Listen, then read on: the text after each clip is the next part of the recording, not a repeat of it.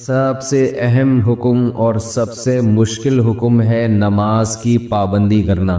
نماز پڑھنا مشکل نہیں ہے، نماز کی پابندی کرنا مشکل۔ پوری زندگی انسان اس بات کی کوشش میں لگا رہے کہ نماز کبھی قضا نہیں ہونے دوں گا، تو یہ آسان کام نہیں ہے۔ ہر حکم میں چھٹی ہوتی ہے، آپ آفس جاتے ہیں ہفتے میں 6 دن، 1 دن چھٹی کرتے ہیں، درمیان میں اور بھی چھٹیاں آتی ہیں، قائد اعظم ڈے آ گیا، علامہ اقبال ڈے آ گیا، شاہ عبد اللطیف بٹائی کا دن آ گیا، بھٹو کی شہادت کا دن بھی ہو سکتا ہے۔ جتنے سیاستدان دنیا سے جاتے رہیں گے ان کی چھٹیوں کی تعداد بڑھتے بڑھتے 2-4 دن رہ جائیں گے آفس ورک کے لیے۔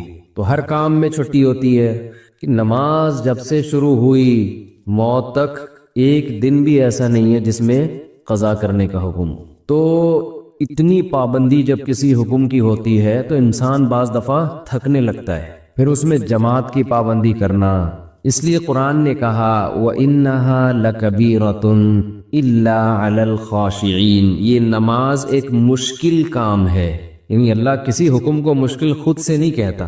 نماز کی پابندی کو اللہ کیا کہہ رہے ہیں؟ یہ ایک مشکل کام ہے۔ الا علی الخاشعین، مگر ان لوگوں پر۔ فہد بھائی موبائل کو نہ دیکھیں، بیان سنیں، ٹھیک ہے نا؟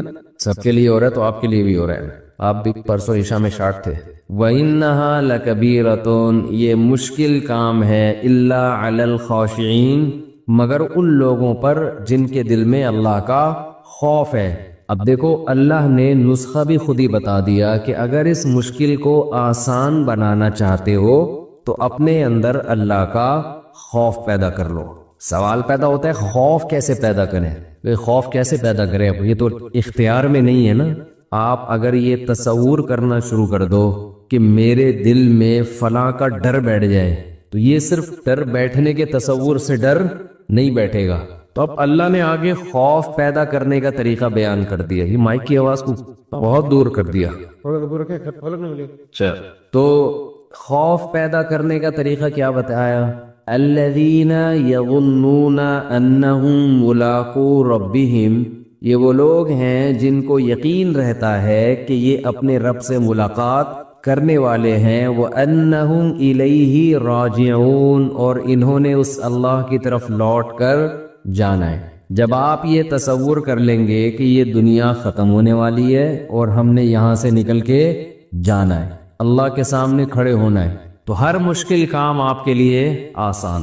میں عجیب بات بتاؤں، اسلام میں ہر بیماری کا یہی علاج، ہر پریشانی کا بھی یہی علاج، ہر ٹینشن کا بھی یہی علاج، ہر مشکل کام کا بھی یہی علاج۔ وہ کیا علاج ہے کہ ہم نے جانا کہاں ہے؟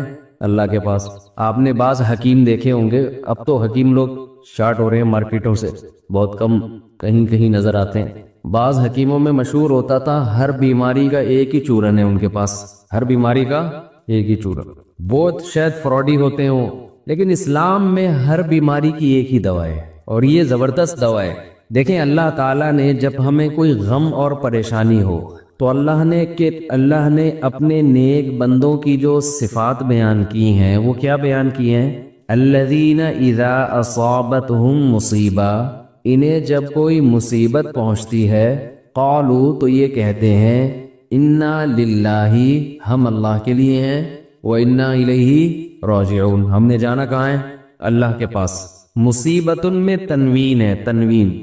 اگر یہ ہوتا نا المصیبہ، اس کا مطلب ہوتا کوئی خاص قسم کی جب مصیبت پہنچتی ہے تو یہ کہتے ہیں۔ خاص قسم کی مصیبت کچھ بھی ہو سکتی ہے، لیکن یہاں ہے مصیبت، کسی بھی قسم کی مصیبت، کسی بھی قسم کی ٹینشن، کوئی پریشانی، کوئی پیسے لے کے بھاگ گیا، کاروبار میں نقصان ہو گیا، بیماری آ گئی خطرناک، بچے نافرمان ہو گئے، ہر ٹینشن کا ان کے پاس علاج کیا ہے۔ ہم نے جانا کہاں ہے؟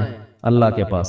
تو یہ نیک لوگوں کی اللہ نے علامت بیان کی ہے کہ ان کے پاس ہر ٹینشن کا ایک ہی چورن ہے، ایک ہی دوا ہے، کہ بھئی یہ دنیا ختم ہونے والی ہے اور ہم نے جانا کہاں ہے؟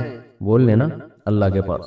جب اللہ ہی کے پاس جانا ہے تو کیا ہوگا بھائی وہاں جا کے؟ اللہ کے پاس سوال پیدا ہوتا ہے، بھائی اللہ کے پاس جانے کا مطلب یہ ہے کہ یہ ٹینشن دینے والا اللہ ہے، تو وہ مجھے دیکھ رہا ہے کہ میں اس پریشانی میں صبر کر رہا ہوں، اس کا نعم البدل وہ قیامت کے دن مجھے دے دے گا۔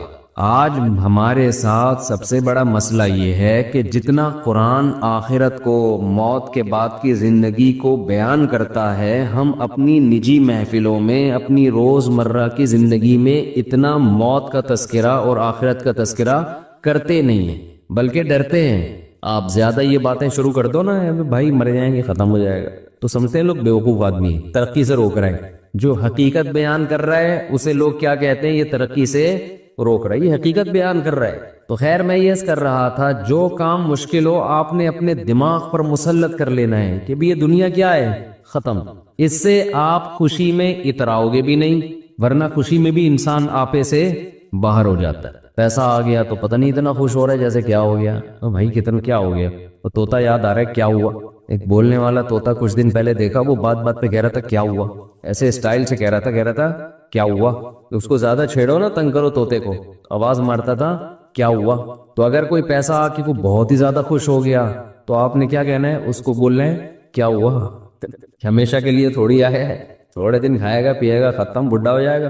ٹائم تھوڑی لگ رہا ہے، کوئی زیادہ ٹائم نہیں ہے بڈھے ہونے میں، خوب سمجھ لو، اور مرنے میں۔ یہ خوش فہمی میں مبتلا نہ رہیں کہ پتہ نہیں کتنا ٹائم لگے گا۔ بہت اسپیڈ کے ساتھ، بہت تیزی کے ساتھ تھوڑے دن رہ گئے ہیں بس انا للہ ہونے میں، کوئی زیادہ ٹائم نہیں ہے۔ جو جوان ہیں ان کے لیے بھی زیادہ ٹائم نہیں۔ ابھی ٹائم دیکھو ایسا، اب یوٹیوب پہ لکھ لو نا پرانی فلم کا ہیرو، اور ابھی آج دیکھ لو کیسا لگ رہا ہے۔ تو ہیرو کا یہ حال ہے تو ہم اور آپ تو ہیرو ہیں ہی نہیں۔ 1980 کا ہیرو دیکھ لو اب کیسا لگ رہا ہے آج کل۔ تو جب وہ ایسا لگ رہا ہے تو ہم اور آپ کیسے لگیں گے 15-20 سال کے بعد؟ ہم تو ہیرو ہے بھی نہیں۔ ایک تو ہم ہیرو جیسے نہیں ہیں، دوسرا ہم صحت کو اتنا مینٹین رکھ بھی نہیں سکتے جتنا وہ لوگ رکھتے ہیں۔ تو اللہ نے جہاں بھی کوئی مشکل حکم دیا، اللہ نے کیا فرمایا کہ یہ ان لوگوں پر آسان ہے جو دماغ میں یہ بات بٹھا بیٹھے ہیں کہ ہم نے جانا کہاں ہے؟ اللہ کے پاس۔ تو رمضان میں کچھ کام ایسے ہیں جو نبی صلی اللہ علیہ وسلم نے بہت زیادہ کیے ہیں، اور وہ کام بھی جب تک آپ کو یہ یقین نہ ہو کہ میں نے اللہ کے پاس جانا ہے، اس وقت تک وہ کام آسان ہے نہیں۔ ان میں ایک اہم ترین کام نماز کے بعد دیکھو، اسلام میں جن کاموں کا بھی حکم دیا جاتا ہے نا، وہ نماز کے بعد ہیں۔ سب سے پہلے نماز ہے، شروع قرآن یہاں سے ہوتا ہے، یقیمون الصلاۃ ومما رزقناہم ينفقون۔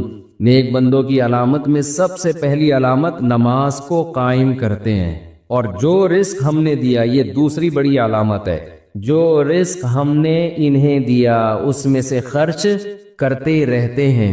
ينفقون فعل مضارع ہے، جب کنٹینیو کوئی کام کیا جاتا ہے تو اس کے لیے استعمال ہوتا ہے وہ ينفقون، کنٹینیو یہ کام کرتے رہتے ہیں۔ تو ایمان والوں کی دو علامتیں قرآن میں اللہ نے بہت زیادہ بیان کی ہیں، اور یہ دو کام نبی رمضان میں زیادہ نہیں بلکہ بہت زیادہ کیا کرتے تھے۔ ایک نماز بہت زیادہ، بار بار ایک مسئلہ میں ریپیٹ کرتا رہتا ہوں کہ 8 رکعت تراویح اگر رمضان میں ہوتی تو 8 تو عام دنوں میں بھی آپ نے پڑھی ہے، تو پھر رمضان میں یہ عبادت رات کی بہت زیادہ ہوتی ہے بھائی، یہ تو نارمل روٹین تھی۔ پھر وہی بات آتی ہے، بخاری کا حوالہ دیتے ہیں کہ حضرت عائشہ فرماتی ہیں کہ نبی رمضان غیر رمضان میں 8 پڑھتے تھے۔ بخاری کی دوسری حدیث اس کے خلاف ہے، یزید فی رمضان ما لا یزید فی غیرہ، رمضان کے علاوہ مہینوں میں اتنی عبادت نہیں ہوتی تھی جتنی رمضان میں ہوتی تھی۔ اس سے پتہ چلتا ہے رمضان میں یہ عبادت زیادہ۔ بخاری ہی کی دوسری حدیث اس کے اگینسٹ ہے۔ اور اگر آپ کہتے ہیں کہ 8 ہی پڑھنی ہے تو بخاری کی جس حدیث میں 8 کا تذکرہ ہے اس میں تو 4 رکعتیں کر کے ہے، 4 پڑھتے تھے، پھر کتنی پڑھتے تھے؟ 4 پڑھتے تھے۔ تو کچھ سمجھ میں نہیں آتا، مجتہدین کو جب چھوڑیں گے نا، اپنی ریسرچ آئے گی مارکیٹ میں، تو کسی ایک جگہ انسان ٹکتا نہیں ہے، پھر وہ لاتا رہتا ہے اپنی تحقیق۔ تو رمضان میں ایک کام عبادت، جیسے ہم تراویح پڑھتے ہیں تو عام دنوں سے کئی گنا زیادہ نماز کی تعداد ہو جاتی ہے۔ تو نبی نے 4 کام تو کیے لیکن 2 کو بہت زیادہ فوکس کیا ہے۔ ایک نماز کی بہت زیادہ کثرت۔ تو رمضان میں جتنا ٹائم آپ کے پاس رہ گیا ہے نماز کی مقدار بولو بھائی بڑھا دیں، اور یہ عزم کر لیں پورے سال انشاءاللہ نماز کی پابندی کرنی ہے۔ جرمانہ رکھیں اپنے اوپر، جب تک انسان اپنے آپ کو سزا نہیں دیتے نا، انسان کا بچہ بنتا نہیں ہے۔ دنیا میں کوئی بھی نہیں انسان کا بچہ بنتا شرافت سے. یہ دور شر اور آفت کا ہے، شرافت کا نہیں ہے. خود سزا دے اپنے آپ کو. فجر کی نماز جس دن رہ جائے اس دن ناشتہ گول.